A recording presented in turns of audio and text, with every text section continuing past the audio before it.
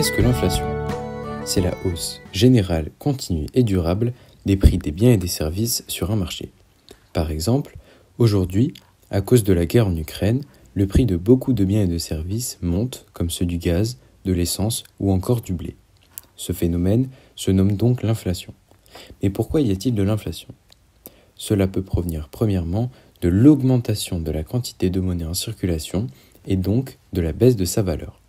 C'est arrivé dès le XVIe siècle lorsque l'afflux de métaux précieux d'Amérique vers l'Europe a fait augmenter la masse monétaire, donc baisser la valeur de cette monnaie. Résultat, tout coûtait plus cher.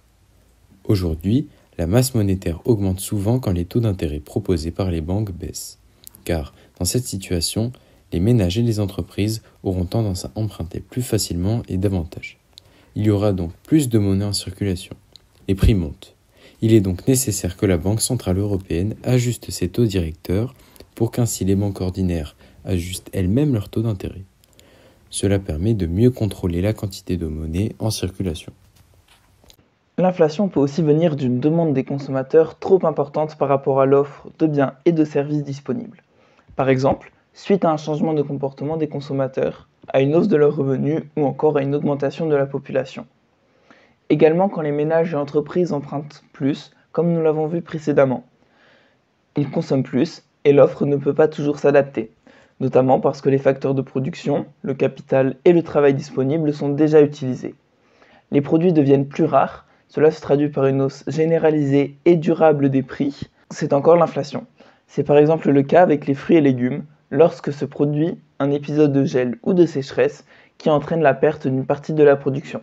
Les prix vont augmenter puisque les agriculteurs, qui sont les offreurs, ne pourront pas répondre à la demande.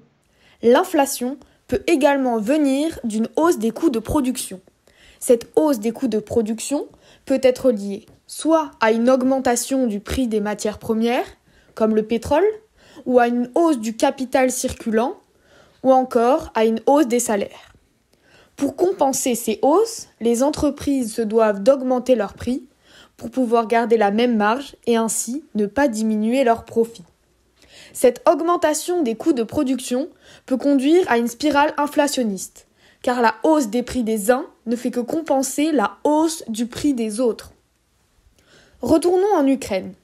Avec la guerre, le prix du pain a déjà augmenté. L'Ukraine est considérée comme le grenier à blé de l'Europe. Ainsi, l'arrêt total et soudain des récoltes et du transport entraîne une forte hausse des prix du blé qui se répercute sur le prix de la farine, qui lui-même se répercute sur le prix du pain. À retenir, l'inflation peut arriver suite à une augmentation de la monnaie en circulation, à une hausse de la demande en biens et services, à une hausse des coûts de production.